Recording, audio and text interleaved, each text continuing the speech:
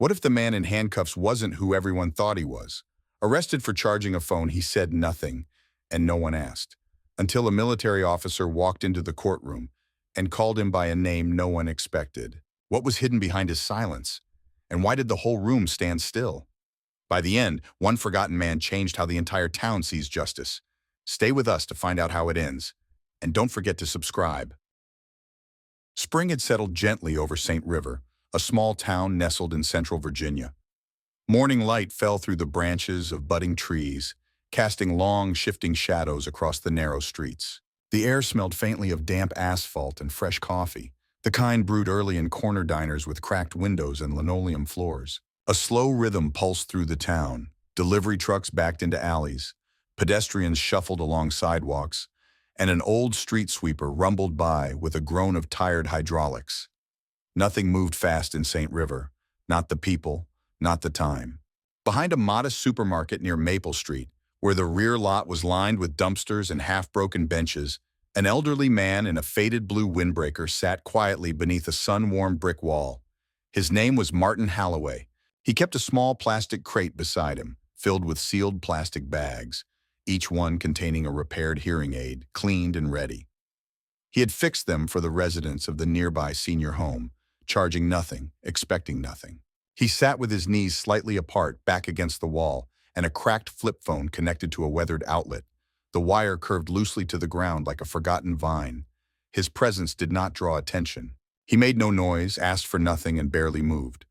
His eyes, a soft gray now dulled by age, stared ahead without expression. He didn't fidget, didn't check his watch. He didn't wear one. He waited, silently counting the minutes until his phone had enough charge to call the veteran across town who needed a ride to the hospital later that day. Inside the store, the new owner was reviewing inventory reports on a tablet, pacing near the stockroom. He was in his early 30s, ambitious, and always half distracted. A recent transplant from Arlington, he didn't yet know the town's rhythms or its people. When he stepped outside to smoke, he noticed Martin. At first, he assumed the man was resting. Then he noticed the cord. The seated figure didn't fit the neat lines of his plans for modernizing the store's image. He frowned, felt uncomfortable, and pulled out his phone. When the patrol car arrived, it came quickly, almost eagerly, turning the corner with a short squeal of tires. Two officers stepped out, both in their 20s, both with the clipped posture of academy graduates who hadn't yet unlearned their training. They saw the man by the wall and made immediate assumptions. His clothes were worn. He didn't stand when asked. He didn't answer immediately. They didn't ask about the crate of repaired medical equipment. They didn't notice the rigid bearing of his spine or the faded tattoo just below the line of his sleeve. Martin's left knee had never recovered from a bad landing decades ago. The joint resisted sudden movement, especially in cold mornings like this. When one officer reached down to lift him, Martin's shoulder instinctively rolled away, an automatic gesture, quiet and controlled. The second officer moved faster, less patiently. Within seconds, Martin was on the ground, cheek pressed against the rough pavement. Cold metal encircled his wrists. He didn't speak. He didn't resist.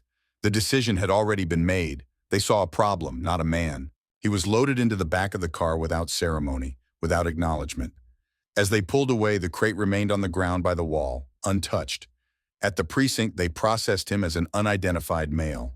There was no ID in his pockets, no wallet, no insurance card, not even a folded bus pass.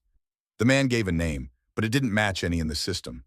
His fingerprints failed to scan properly. Too many years of calluses, burns, scars. The officers tried twice more before giving up and typing John Doe into the report. For the moment, he became a placeholder, a file number in a sea of minor infractions and overnight bookings. One of them added possible transient beneath the offense. The other tagged him for disturbing the peace and loitering near a business. His phone was placed in a plastic evidence bin. The screen was fractured across its surface, dark and lifeless. Tape had once held it together, but the scuffle had cracked it beyond use. When they laid his belongings out for inventory, they found only a torn handkerchief, a rusted key, and a worn notepad filled with diagrams, part numbers, and small handwritten lists of things to fix for other people. Martin didn't speak. He met no one's eyes.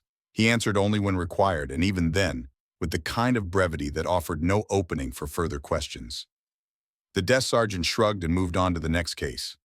No one pressed for details. No one wondered why a man with soldier's posture and surgeon's hands had ended up in their holding cell. The city was full of strange stories, and the department had stopped asking for the full picture long ago. Inside the cell, the temperature dropped noticeably. A narrow bench made of metal lined one side of the wall, scratched and cold to the touch. Overhead, a fluorescent light buzzed with a faint, uneven hum. The air smelled of bleach, concrete, and faint rust. Martin sat with his back straight, hands still locked in front of him, wrists chafed but motionless. He stared at the corner where two walls met and didn't blink for long stretches. His mind, however, was far from still. Images returned uninvited. Wind carving through desert valleys, a helicopter's low thrum echoing against a mountain pass, the metallic tang of sweat and gunpowder, the heaviness of sand-filled boots, the hiss of a radio as it sprang to life with garbled voices. None of it made him flinch. These were not nightmares. They were pieces of him, stored carefully, accepted, replayed only when the present grew too small to contain the past. He had come to town that morning with a single purpose: to help someone. Not because he was asked to, because it was what he did. He repaired things: gadgets, tools, prosthetics, lives. For years, people had brought him broken items and walked away with them working again. Some paid in coffee, some in silence, some in nothing at all. He never kept track. He simply showed up when needed. But in this room, none of that mattered. In here, he was just a man without a name, without a story anyone cared to hear. No one asked if he was cold. No one asked if he was hurt. The system worked on momentum, not intention, and it had already begun moving past him. Without a name to anchor him, his presence barely left a ripple. He didn't mind the silence. He had lived in it for years. It gave him space to breathe, to listen to the pulse of the building, to the muted clatter of keys and footsteps outside his door. Time passed slowly, measured not in minutes but in memory. He had no lawyer, no visitor, no advocate. His world had been reduced to a box of walls and a bench, and still, he remained composed. He didn't feel fear. He felt stillness, the kind that only came after a life of noise. The next morning, light filtered through the high windows of the St. River County Courthouse. The building smelled faintly of paper, old coffee, and floor wax. It was quiet, but not in a reverent way, more in the way of bureaucratic fatigue. People moved through its halls on autopilot, clutching folders, checking phones, waiting for their turn before a bench where justice had grown procedural. Martin Holloway was escorted through a side door, wrists still bound, his steps steady despite the restraints. He didn't look around. The courtroom he entered was small and plain, more suited for traffic violations and landlord disputes than anything serious. At the bench sat Judge Raymond Hollis, a man in his late 60s with tired eyes and a thinning crown of white hair. His black robe hung loosely on narrow shoulders. Decades of routine had dulled his expressions, and minor infractions barely registered anymore. He rubbed his temples as he glanced through the morning docket. Martin was led to the defense table. His public defender, Evan Carr, had met him barely 2 minutes prior in the hallway and already sensed this case would be another formality. Carr was young, barely passed his bar exam, wearing a suit that didn't quite fit and a nervous energy he tried to suppress. He opened the case file and found it nearly empty.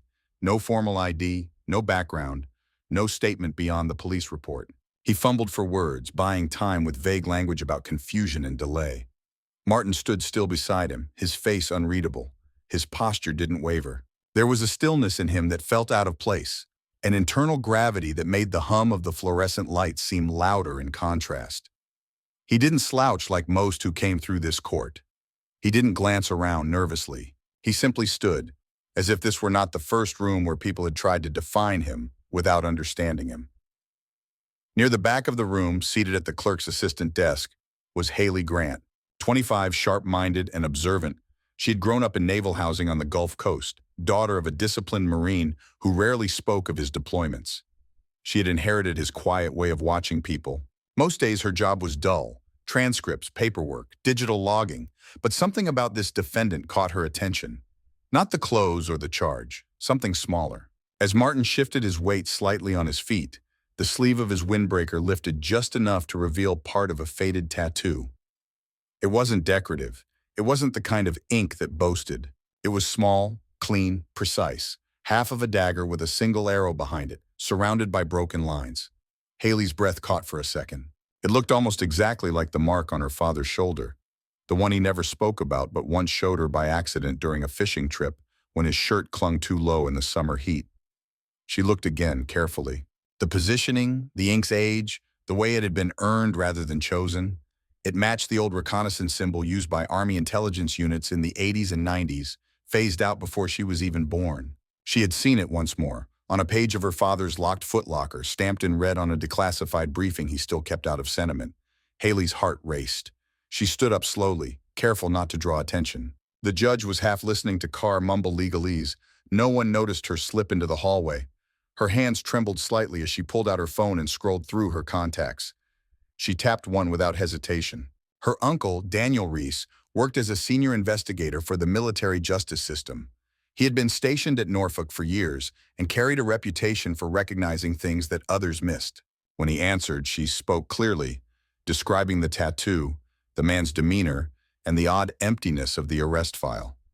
There was a pause, longer than she expected. Then, in a voice measured and low, he responded. He didn't ask for photos. He didn't ask for details. Just 4 words that struck the air like a closing door. Keep him there. I'm coming. 20 minutes after the session had begun, the rear doors of the courtroom opened with a quiet but commanding swing. The sound wasn't loud, but it shifted the air in the room. Heads turned instinctively. Conversations halted mid-sentence. A man stepped through the threshold, not flanked by aides or security, but with a presence that needed no reinforcement. His uniform was crisp, the dark blue of formal military dress, adorned with insignias that only a few in the room recognized. But it was his posture, not his attire, that commanded attention. He stood tall, back straight, hands at his sides with the ease of a man who had been saluted in war zones and conference rooms alike. Retired Colonel Gabriel Morris, a name whispered in certain corners of military briefings, known among veterans and foreign policy advisors, but absent from public headlines. He had led special operations in both Iraq and Afghanistan, negotiated insurgent surrenders, and coordinated joint force rescues. Now he served quietly as a military consultant to the Senate Armed Services Committee, preferring to work in shadows rather than microphones.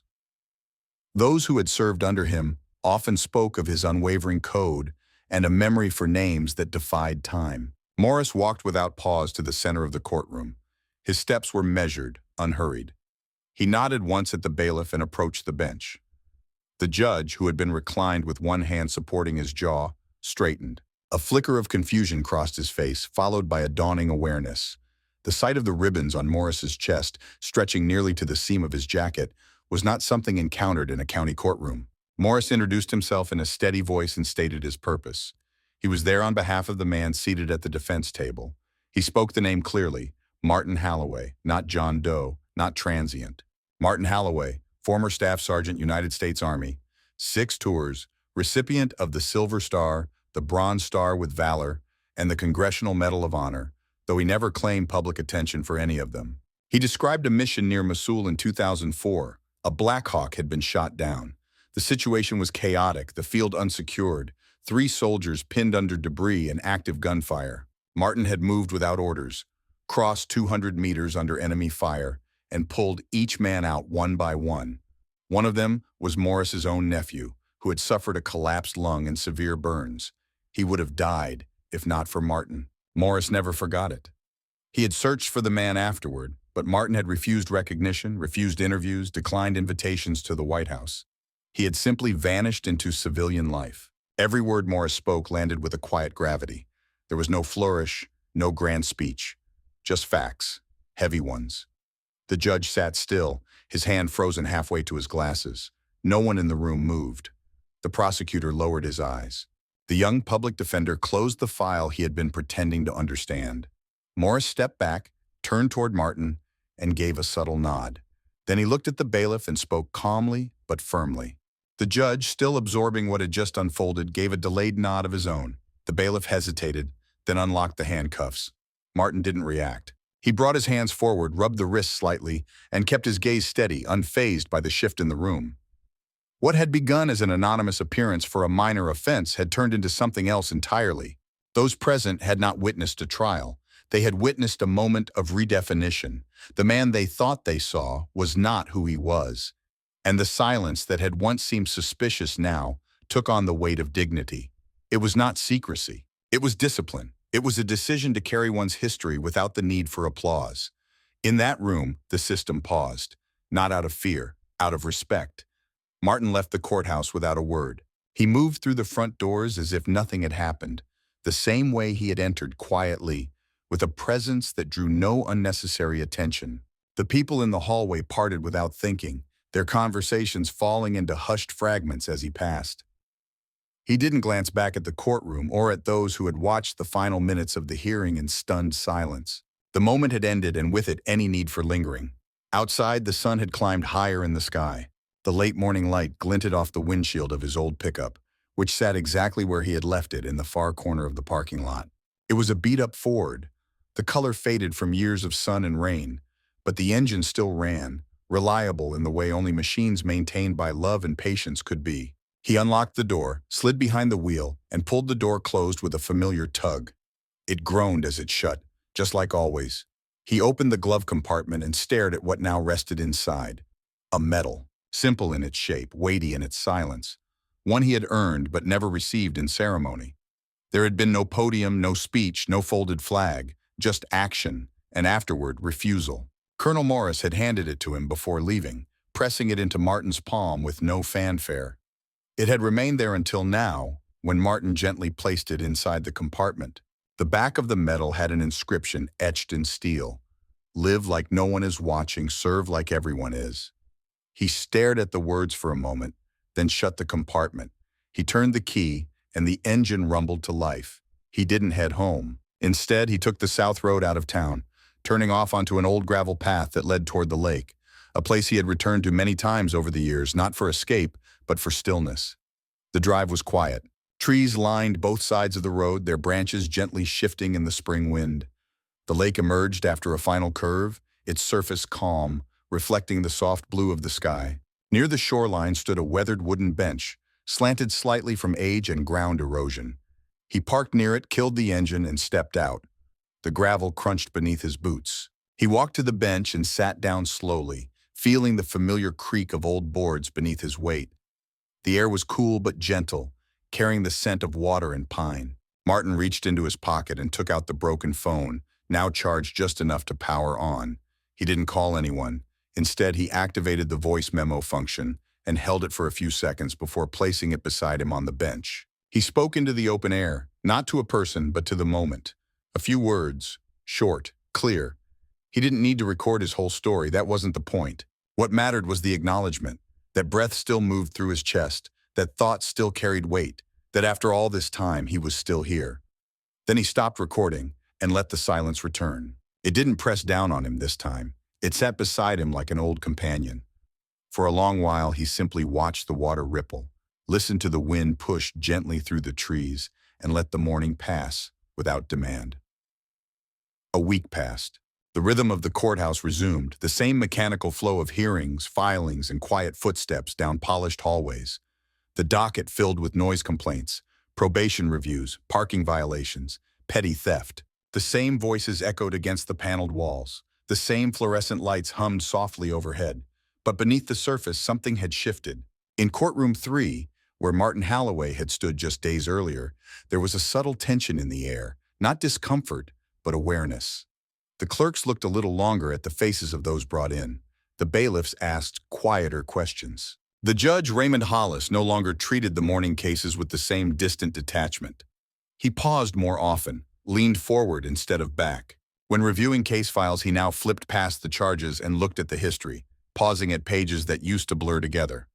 The young public defender, Evan Carr, walked with a firmer step. He had started researching military service records on his own time.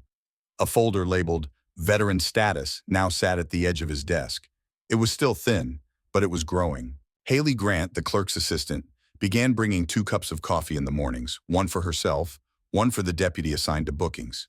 It wasn't about kindness. It was about watching, listening, preparing to notice what might otherwise slip through the cracks. Officer Brian Keller, one of the 2 who had arrested Martin, filed a transfer request with the department's Community Outreach Division. His paperwork cited interest in veteran services. He hadn't spoken to Martin since that day, but something had stayed with him. Not guilt, Not shame, something quieter, heavier, like a question he hadn't answered yet. Down the main corridor of the courthouse, just outside courtroom 3, a new photograph appeared on the wall. It wasn't framed in gold. It didn't carry names or ranks. It was grainy, black and white, taken years ago in a remote desert. A group of men stood beneath the shadow of a military helicopter, dust curling around their boots. Their faces were sunburned, their gear mismatched. Some smiled. One looked directly at the camera. Beneath the photo, a small plaque read, "Heroes come in many forms." Martin Holloway returned to his routines. He repaired what others couldn't afford to replace. He walked the same path to the market, greeted the same cashier, nodded to the same stray dog that waited by the bus stop each morning. He drank his coffee without sugar, listened to the radio with the volume low, and let his days unfold without rush. But once a month, without fail, he returned to the courthouse. He entered quietly, nodded to the guards, and took his seat on the last bench in the back of courtroom 3. He never signed in, never spoke. He sat with his arms crossed, eyes forward, listening.